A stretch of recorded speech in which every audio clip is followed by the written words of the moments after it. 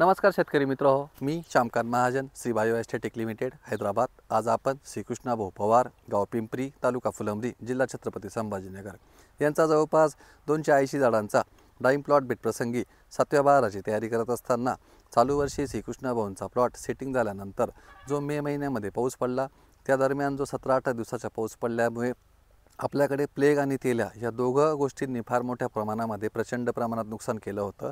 पण चालू वर्षीसुद्धा ज्या शेतकरी बांधवांचं आंब्या बहाराचे प्लॉट हे उतरून गेलेले आहेत, म्हणजे ज्यांचे प्लॉट जुलै, ऑगस्ट, सप्टेंबरच्या आसपास हे उतरून गेलेले आहेत आणि जो आपल्या महाराष्ट्रामध्ये सप्टेंबर, ऑक्टोबरपर्यंत जो मोठ्या प्रमाणात पाऊस झाला आहे, तर त्यामुळे जमिनींना खूप मोठ्या प्रमाणात ओलावा असल्यामुळे मागच्या 1.5 ते 2 महिन्यापासून आपल्या डाळिंब उत्पादकांचे कामं हे मार्गी लागलेले नाही आहेत। तर त्या रेस्ट बहार प्रसंगी आपण कोणकोणते कामं हे करायला हवेत, पण त्या अगोदर आपण त्यांच्या बागेची सध्या फक्त एक परिस्थिती दाखवून देऊ।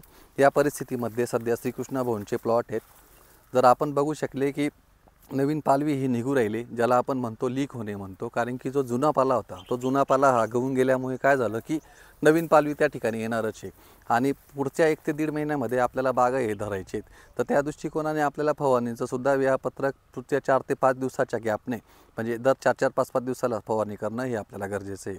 त्याच पद्धतीमध्ये ज्या शेतकरी बांधवांचे डोसेस हे सुरू झालेले नाही आहे, तर अशा वेळेस जर आपली ऑनलाईन असेल तर ऑनलाईनच्या ठिकाणी बरोबर खोडापासून 2 ते 2.5 फुटावरती 1.5 ते 2 फुटाचा खड्डा घेऊन त्या ठिकाणी जास्तीत जास्त आपल्याला पांढऱ्या मोहींचं तोडणी करणे म्हणा किंवा खणणी करणं गरजेचं आहे।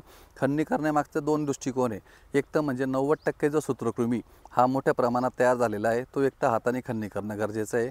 जर आपण निमॅटोड जर चांगल्या पद्धतीने तोडला नाही तर आपली फ्लावरिंग, सेटिंग आणि फुल ड्रॉपिंगला मोठे प्रॉब्लेम्स हे येऊ शकतात। त्यामुळे एकदा आपण खड्डे खणल्यानंतर चांगली मोही तोडली, त्या ठिकाणी आपण रापलेलं म्हणा किंवा चांगलं कुजलेलं शेणखत हे टाकावं। ज्या शेतकरी बांधवांकडे शेणखत नसेल त्या ठिकाणी जैविक खतांचा वापर हा करू शकतात। शेणखत जर आपल्याला घ्यायचं असेल तर आपण प्रति झाडे 20 किलो घ्यावे। त्यानंतर आपण रासायनिकचा डोससुद्धा हा इमिजिएटली भरून घ्यावा। ज्या शेतकरी बांधवांच्या जमिनी ह्या चांगल्या पद्धतीने ओल्या आहेत त्या ठिकाणी आपल्याला पाणी द्यायची गरज ही पडणार नाही आणि रासायनिकच्या डोसेसमधून आपण 10-26-26 म्हणा, 12-32-16 म्हणा, काही शेतकरी 15-15 म्हणा, झाडाच्या आयुमानानुसार 500 ग्रॅम, 700 ग्रॅम, 800 ग्रॅमच्या हिशोबाने भरतो। काही शेतकरी बांधव प्रोमयुक्त बेस खतांचा वापर करतात। त्यामध्ये आपण इक्काफॉस नावाचं जे खत आहे, ज्यामध्ये जवळपास 51% P2O5 ऑर्गॅनिक कार्बन कोट केलेलं असल्यामुळे आपल्या काडीमध्ये रसरशीतपणा व जी काडीची रुंदी आहे ती अतिशय खूप फास्ट भेटतो। रेडीमेड फॉस्फरस आपल्याला झाडाला हा फास्टपणे देता यायला हवा, कारण की आपल्याकडे कालावधी हा कमी आहे। त्यासोबतच आपण बेसल डोसमधून 200 ग्रॅम प्रति झाड इंडिरूटचं ॲप्लिकेशन हे देणार आहे। इंडिरूटमध्ये जवळपास 7 ते 8 प्रकारच्या बॅसिलस सबटिलिसच्या स्ट्रेन आहेत आणि सर्वात महत्त्वाचं म्हणजे इंडिरूटच्या माध्यमातून झाडामध्ये फॉस्फरस एकदा जे 20 मायक्रोन्यूटन आहेत त्यामध्ये फॉस्फरस हा सर्वात महत्त्वाचा रोल हा प्ले करत असतो। फॉस्फरस एकदा झाडाला उपलब्ध करून देणारे जीवाणू जर आपल्याला झाडाला देता येऊ शकले तर आपल्या झाडामध्ये प्रतिकारशक्ती ही डेव्हलप होते। फॉस्फरस हा फुल निघण्यासाठी फार मदत करतो। फॉस्फरसमुळे आपल्याला सेटिंग ही फास्ट मिळते। त्याचमुळे आपल्याला इंडिरूटच्या माध्यमातून जे सूत्रकृमी आपल्या बागेमध्ये तयार झालेले, कारण की मागच्या या 2 ते 2.5 महिन्यापासून जो पाऊस झालेला आहे आणि या पावसामुळे जे आपण ग्लायफोसेट म्हणा किंवा जे अमोनियम सल्फेट म्हणा, जे आपण बागेमध्ये तणनाशक किंवा तण नियंत्रण करण्यासाठी मारलेले, त्यामुळे सूत्रकृमींच्या गाठी या प्रचंड प्रमाणात तयार झालेल्या आहे आणि आपण अमावस्या पौर्णिमेचं शेड्यूल जर फॉलो करेल नसेल तर 100% आपल्या बागेमध्ये निमॅटोड हा प्रचंड आहे। तर त्या दृष्टिकोनातून इंडिरूट्स आपण देण्यामागचं हे एक वन ऑफ द एक मेन रिझन आहे की सूत्रकृमींचं नियंत्रण आपल्याला इंडिरूटच्या माध्यमातून खूप छान पद्धतीने भेटतं। नंतर इंडिरूट्समुळे आपल्याला त्या बेडमध्ये भुसभुशीतपणा म्हणा किंवा पोरोसिटी म्हणा किंवा वापसा कंडिशन ही फास्ट यावी, त्या दृष्टिकोनाने आपण डाळिंब बागांना इंडिरूटचं ॲप्लिकेशन हे देत असतो। त्या व्यतिरिक्त आपण सूक्ष्म अन्नद्रव्य हा 15 ते 20 दिवसाच्या गॅपमध्ये भरावा। सूक्ष्म अन्नद्रव्य आणि फॉस्फेट बेसयुक्त खतं हे एकत्र देऊ नये। जर आपण एकत्र दिले तर ते एकमेकांना बॉन्ड हे करत असतात।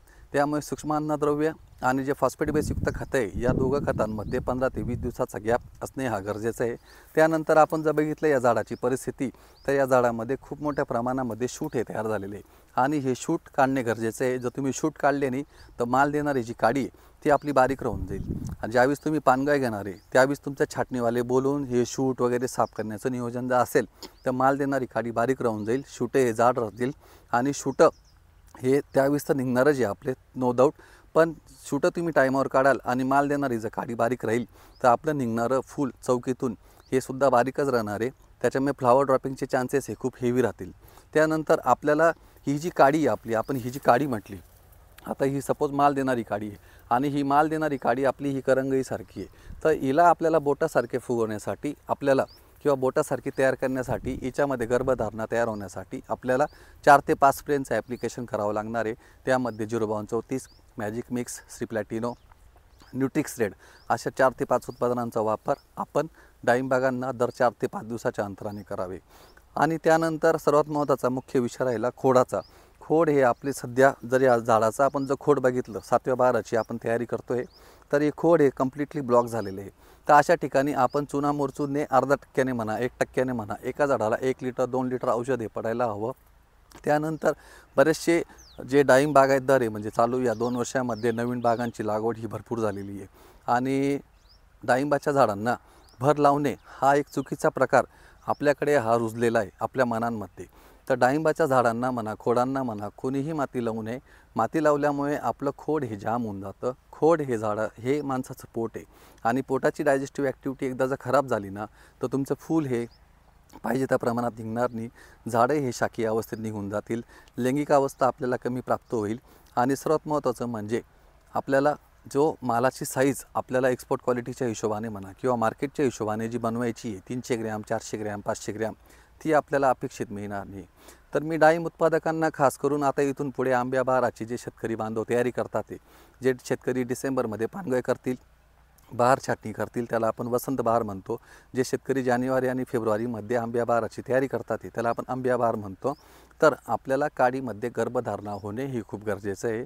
त्या दृष्टिकोनातून शेतकरी बांधवांनी अधिकाधिक जागरूकता आपल्या कामांमध्ये असायला हवी असे मला शेतकरी बांधवांना सूचित करणे आहे.